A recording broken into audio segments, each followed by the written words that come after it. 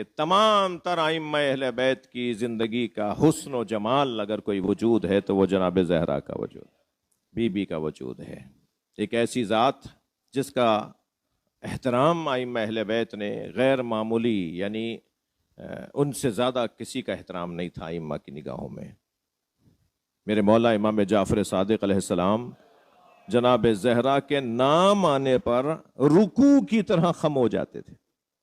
Be be کا نام جب لیتے تھے، جیسے آپ اور ہم رکوع میں خم ہوتے ہیں، امام اتنے خم ہو جاتے تھے بی بی کا نام لینے پہ۔ امام رضا آنکھیں بند کر کے بی بی کا نام لیتے تھے۔ امام عسکری فرماتے ہیں نحن حجج اللہ علیکم و جدتنا فاطمہ حجت اللہ علینا، ہم ائمہ اہل بیت اللہ کی حجتیں ہیں تمہارے اوپر، اور ہماری جدہ فاطمہ ہم اماموں پر اللہ کی حجت۔ امام زمانہ توقی میں فرمائیں لی اسوۃ فی ابنت رسول اللہ، رسول اللہ کی دختر میری جدہ فاطمہ مجھ مہدی کے لیے اسوہ حسنہ ہے، میری امامت آگے بڑھے گی میری جدہ کی زندگی کے مطابق۔ امام زمانہ کے لیے اسوہ عمل، اسوہ حسنہ جناب زہرا کی ذات۔ ہر امام معصوم نے جناب زہرا سے توسل کیا ہے۔ میں اگر بہت ساری احادیث کا چند جملوں میں خلاصہ کرنا چاہوں اس باب میں جو احادیث ہیں، تو میں یوں کہوں گا کہ ہمیں حکم ہے کہ ہم اللہ سے بات کرنے کے لیے اہل بیت کو وسیلہ بنائیں، اور اہل بیت کو حکم ہے کہ اللہ سے بات کرنے کے لیے میری فاطمہ کو وسیلہ بناؤ۔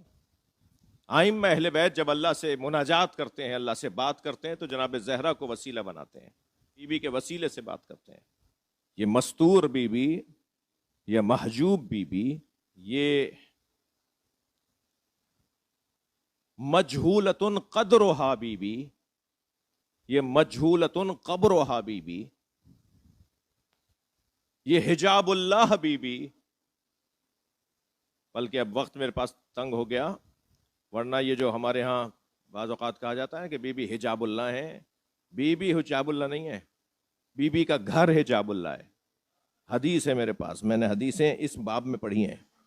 نبی مکرم نے فرمایا ہے بیتہا، نبی نے فرمایا بیتہا حجاب اللہ، میری فاطمہ کا گھر اللہ کا حجاب ہے۔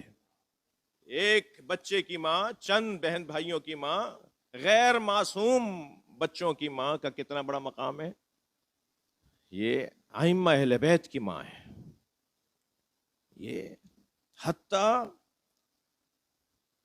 اس بی بی کی ماں ہے کہ جو تمام تر اسلام کی آبرو اور عزت کی ضمانت لینے والی بی بی ہے، یعنی جناب زینب کی ماں ہے۔ ماں جو ہوتی ہے، ماں وہ مستور، محجوب، نظر نہ آنے والی ایک خاتون، ایک بی بی، ایک رشتہ، مگر اس جو نظر نہیں آ رہی نا، اس کا جو جلوہ ہے نا اس کی اولاد کی صورت میں، فلاں صاحب اتنے نامور آدمی، فلاں صاحب اتنے بڑے دانشور، فلاں صاحب اتنی کتابوں کے مؤلف اور مصنف، کون ہے؟ مقام پر پہنچانے والی ایک ماں ہے، جس نے اگر ایام حاملگی میں اس کے اوپر توجہ نہ دی ہوتی تو آج یہ اتنی بڑی شخصیت نہیں بنتا۔ اسے دودھ پلاتے وقت اگر اس نے ناد علی پڑھ کے دودھ نہ پلایا ہوتا، وضو کر کے دودھ نہ پلایا ہوتا، طہارت کے ساتھ دودھ نہ پلایا ہوتا، قرآن کے سورے پڑھ کے دودھ نہ پلایا ہوتا، تو آج یہ اتنا بڑا آدمی نہیں بنتا۔ اس کی تربیت کے اندر اس ماں نے جو اپنی شب و روز اس نے ایک کر دیے تھے، آج اس کو اگر کوئی مقام ملا ہے تو اس کے پیچھے وہ ماں ہے۔ یعنی اگر ہمارے مشاہدے میں اور ہماری دنیا کے اندر نامور شخصیات کے پیچھے ایک ماں کی دودھ کی تاثیر ہے، ماں کے خون کی تاثیر ہے، ماں کی تربیت کی تاثیر ہے، تو کیسی وہ ماں ہے جس نے حسنین کو دنیا کے حوالے کیا ہے؟ کتنی بڑی وہ ماں ہے جس نے زینب کو دنیا کے حوالے کیا ہے؟ ہم مزاروں پہ جاتے ہیں، مولیاء الہی کی قبروں پہ جاتے ہیں، منت مرادیں مانتے ہیں، ہم اللہ کے ولیوں سے گویا ان سے توسل کرتے ہیں۔ اللہ نے ہمارے گھروں میں اپنا ایک ولی بٹھایا ہوا ہے، اور وہ ماں ہے۔ یہ بظاہر مسن بھی ہو جائے مگر ماں تو اگر بستر پر بھی ہو اور اس کے نوالے بنا بنا کر اسے کھلائے بھی جا رہے ہوں، تب بھی اس کا ہونا اس کے نہ ہونے سے بہتر ہے۔ اس لیے کہ اس کے سانس کے ساتھ رحمتیں نازل ہو رہی ہوتی ہیں، اس کے سانس کے ساتھ برکتیں نازل ہوتی ہیں۔ سعادت مند ہے وہ اولاد جو خاص طور پر جنہیں اپنے ماں باپ کا وہ دور نصیب ہو جس دور میں ماں باپ کی خدمت کا موقع مل رہا ہو۔ انہوں نے بچپن میں، مولا امام سجاد فرماتے ہیں، یا اللہ جب میں ماں باپ کی محبتوں کا بدلہ دینے کا سوچتا ہوں تو مجھے خیال آتا ہے میں تو بدلہ نہیں دے سکتا، بدلہ تو وہ دے سکتا ہے۔ اب ہماری تربیت کے لیے کیا حسین جملے ہیں مولا کے، فرماتے ہیں بدلہ تو وہ دے سکتا ہے جس کے پاس محسن کے احسانات کی گنتی ہو۔ یہ امام سجاد کے الفاظ ہیں، جس کے پاس اس محسن کے احسانات کی گنتی ہو وہ بدلہ دے سکتا ہے۔ یا اللہ ہمارے پاس تو ان محسنوں کی احسانات کی گنتی بھی نہیں ہے۔ پھر فرماتے ہیں مجھے یاد آتا ہے کہ وہ خود کو تنگی میں رکھتے تھے اور مجھے وسعتوں میں بدل دیتے تھے، خود کو تری میں رکھتے تھے اور مجھے خشکی میں بدل دیتے تھے، خود وہ لباس کو کم کر دیتے تھے اور میرے لباس کو مکمل کرتے تھے، خود وہ بھوکے رہ جاتے تھے اور مجھے کھانا کھلاتے تھے۔ یا اللہ ان کے احسانات یاد آتے ہیں اور پھر دل کرتا ہے کہ ان کے احسانات کا بدلہ دوں، مگر میں تو بدلہ دے نہیں سکتا، تو اب میں تیرے حوالے کر رہا ہوں کہ یا اللہ میرے والدین کے ساتھ ایسا سلوک رکھ جیسا انہوں نے میرے بچپنے میں میرے ساتھ سلوک رکھا۔ یہ عجیب رشتہ ہے۔ چلی گئی ماں، اس کی جگہ کوئی اور نہیں آ سکتا۔ اب اس کی روح وہاں سے بیٹھ کر اپنی اولاد کو دیکھ رہی ہوگی کہ میں انہیں کتنا یاد ہوں۔ شب جمعہ تو ماں اپنے بچوں کی طرف دیکھ رہی ہوتی ہے، خاص طور پر شب جمعہ مرنے والا عزیز اپنے بچوں کی طرف دیکھ رہا ہوتا ہے۔ آج جمعرات گزر گئی، میں انہیں یاد ہوں یا نہیں؟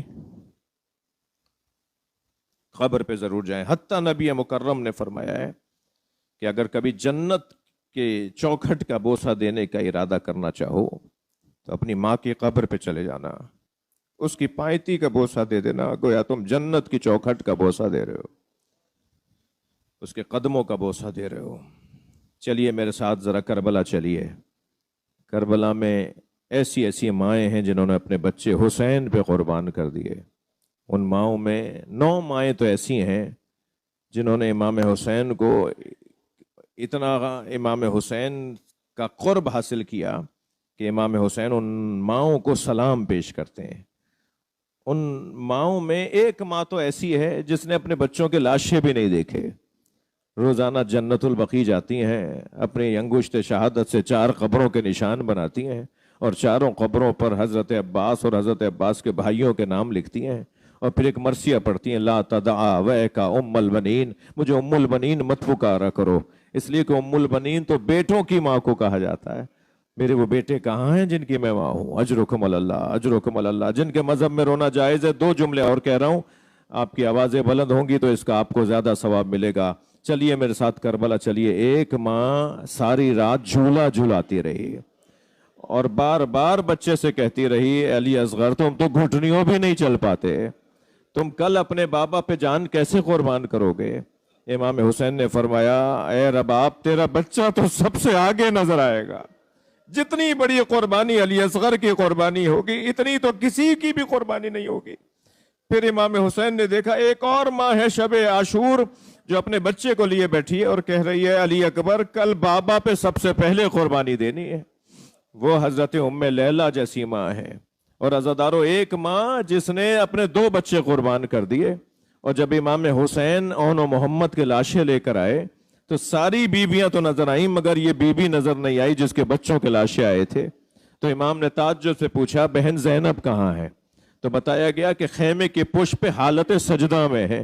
بیویاں جب قریب جا کر بیٹھی تو سن رہی تھی کہ بیوی کہہ رہی تھی، شکرن شکرا، یا اللہ تیرا شکر ہے تو نے میری قربانی قبول کر لی۔ جیسے ہی سجدہ مکمل ہوا تو جناب ام لیلہ نے فرمایا، اے بہن زینب تمہیں حسین بلا رہے ہیں۔ آئی ہیں نا وہاں جہاں لاشیں رکھے ہوئے تھے، اپنے بچوں کے بالکل درمیان میں لیٹ گئیں، اور جیسے 2 بچوں کی ماں اپنے دونوں بازوؤں کو پھیلا کر تکیہ بناتی ہے نا بچوں کے لیے، اپنے بچوں کے سروں کے نیچے اپنے بازو رکھ کر ایسے جناب زینب نے دونوں بچوں کے سروں کو اپنے بازوؤں پر لے لیا اور پھر دونوں کے درمیان لیٹ کر جناب زینب نے مناجات پڑھی، اور مناجات یہ پڑھی کہ اللہ میری اس قربانی کو قبول کر لے، اور امام حسین سے فرمایا کیا میرے بچوں نے وفاداری کا حق ادا کر دیا؟ ایک ماں یہ بھی ہے، ایک ماں اور بھی ہے عزادارو کہ جس نے اپنے بچے کے ٹکڑے ٹکڑے بدن دیکھا، اجرکم اللہ اجرکم اللہ، اور امام حسین سے یہ کہتی رہ گئی ہیں اے میرے مولا مجھے اتنا بتائیے آپ قاسم سے راضی ہیں؟ اجرکم اللہ۔ اور جب امام حسین نے فرمایا ہاں بھابھی میں قاسم سے راضی ہوں، قاسم نے وفاداری کا حق ادا کیا،